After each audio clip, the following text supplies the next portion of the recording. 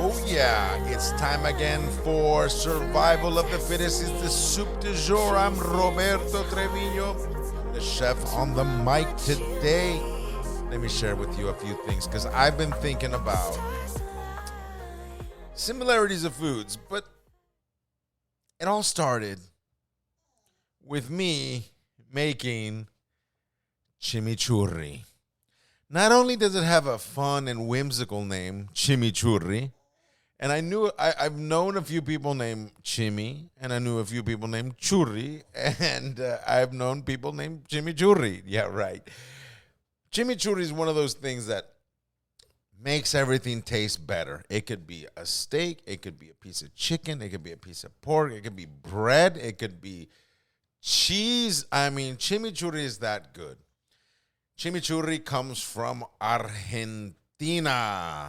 Hello to all our listeners in Argentina. We've recently found out we have some listeners in Buenos Aires. We love that. So, bienvenido Buenos Aires. Chimichurri, you know, when I was making a bunch the other day, and I was just making a ton, and I was,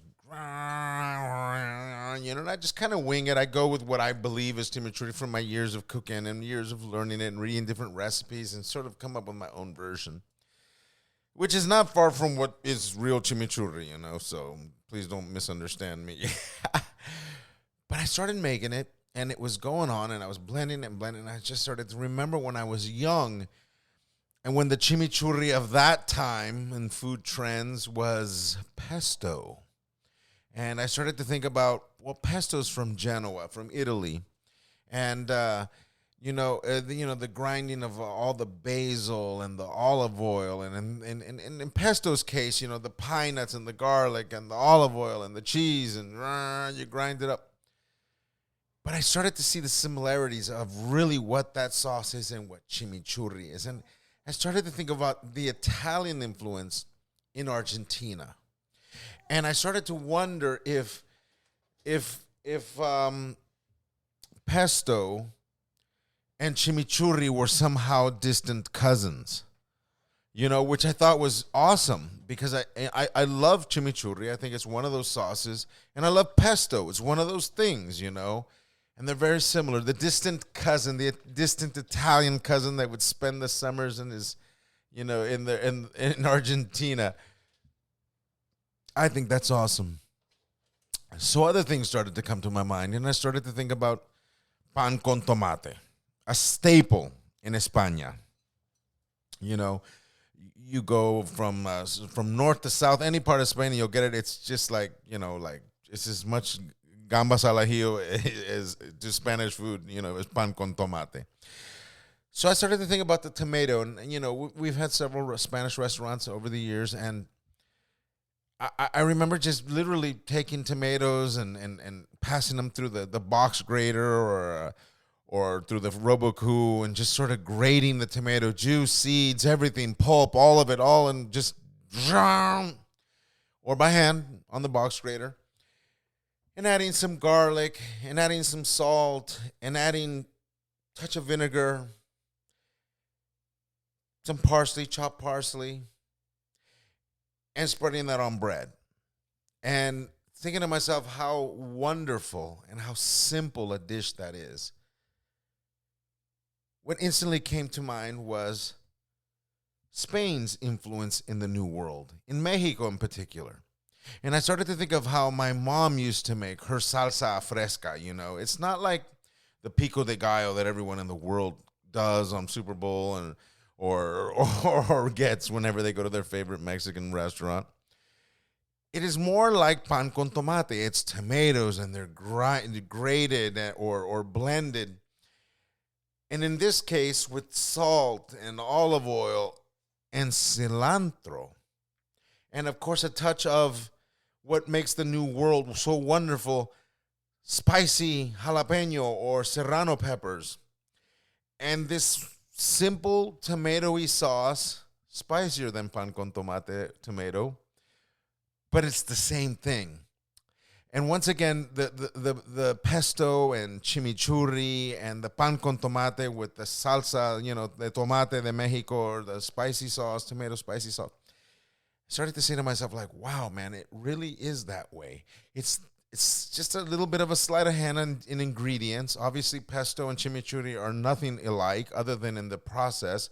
Same with the pan con tomate bread or the pan con tomate pan or the actual tomate, similar to the Mexican salsa. So I was just thinking of all that craziness. And that's why, when I'm cooking things, like I've always said this to my cooks, it's like nothing in the world matters. And that's the beauty of the kitchen. You could have a terrible day, and as soon as you start to cook, you have to be so in that moment that nothing else matters. So when you're doing different, things like chimichurri and salsa de tomate and different things, these things just become your entire moment, and you start to think of these similarities, which kind of then takes me to like, but which came first then, the Mexican salsa or the pan con tomate? And who influenced who? Because ultimately the tomato came from the New World and taken to the Old World. And even with tomato sauce in Italian cooking, you have to ask yourself, wait a minute, tomatoes came from the New World. When did Italian tomato sauce become Italian tomato sauce? Since tomatoes came from the New World. So you start to ask yourself, where is the real influence? Well, we can agree that chimichurri and pesto belong to a modern cooking lexicon. And even though they've been doing it for hundreds of years, it's still relatively new. Same with, I think, Spanish and Mexican cooking, And if you get into pre-Mesoamerican cooking, then you're talking about just a whole nother thing altogether, a whole nother level of understanding of what is edible. And those questions, well, there we can go on for days. And quite frankly, we should explore that. We should definitely look into why. Not only are we in search of the best pho here in Orlando, and of course, speaking of Orlando, I must thank Orlando Brewing for keeping us always chuckling and refreshed. All right. But these are the questions, that you ask yourself. You say, where did it all come from? Modern cooking techniques, modern use of ingredients, modern ideas of the past, and how to incorporate old cooking techniques or old cooking ingredients into modern presentation, So for me, it's like potatoes, another example of new world foods, going to the old world. And I mean, where would the French be without potatoes? Please, my European friends, don't take this against me. I'm just making some simple observations. And it's really wonderful. And this is why I think sometimes when people come to the Tapas restaurant, Tapa Toro and International Drive there at the Icon Park, where I'm currently cooking, they'll say like, well, ceviche is not very Spanish. But I say to myself, but are we, is tapeo something about saying that this only comes from Spanish restaurants? Or is it a concept of eating small bites, sharing conversation, having a few drinks, keeping it relatively informal? Yes. And doesn't it ultimately come down to just good food? And so sometimes I break the rules. I'll admit it. I break the rules. And I mean, who's to say that, a fried piece of tocino, Spanish style, cooked slowly, just at the point of it, it's just like the meat's falling off the hardened skin and then fried and made to just explode with air because of the heat of the oil, that skin. And we give it that sort of New World Puerto Rico chicharron style, But we serve it with an East Indian style chutney of mangoes. But that's a wonderful combination. And to say that it's not Spanish, yeah, you can say that. But to say that it's not good, you could never say that. And that is ultimately what I'm trying to do, is give people just wonderful food. Yeah, there's something to be said about theme restaurants, which I love, by the way. And everyone who knows my history knows that I love thematrical restaurants. All the way from the door to what we serve. And it's wonderful, But I really think that people are looking to be not only entertained like before, but to truly be fed and truly be almost educated on what they're eating. They've taken food and their knowledge of food and their decision to dine in certain restaurants is based on what they're going to be able to take from that dining experience after they're finished and have paid the bill. That is what I'm talking about. And this is where you have to understand the modern diner. You have to give them that. And it's not about saying, I'm going to give you a cooking class on how to do this or that. It's more like, I'm going to cook for you, and you will find that space, that place in your mind and on your palate that you're in search of. And that's the dedication and the willingness to excite your palate from that kitchen. This is where you need to be. This is where I believe a chef or a restaurateur has to really engage their guest. They're looking for that. You will find that by using this method, you will increase the kind of money you can make per night, per guest.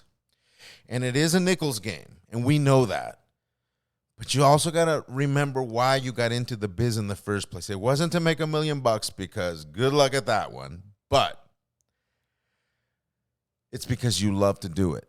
It's because you love to innovate. It's because you love to serve your guests. It's because you love to work with your staff and teach and inspire people to be wonderful and do good things with their world and their lives. Yeah, that's why you do it. And I believe that making more money for your restaurant allows you to have the freedom to be exciting for your guest. So you definitely want to be successful whenever you venture out. You definitely want to search for the similarities and the histories of food so you can share these ideas with your guest. And you definitely need to start eating more chimichurri. And if anything, get out there and make some chimichurri and let me know how it came out. And I've made different chimichurris, by the way, and I've been called out on it. I one time did a tomato chimichurri, and I got called out.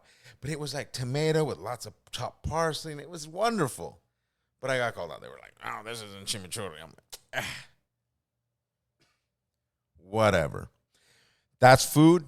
That's cooking. And this is your favorite podcast. Remember, you can always find us on Patreon. Look for us. We're on Instagram, Twitter. We're everywhere. 16 platforms. Tune in. We'll see you soon. This is Survival of the Fittest is the Suit du Jour. I'm Roberto Trevino, and I love you. We'll see you soon. Take care. Keep cooking.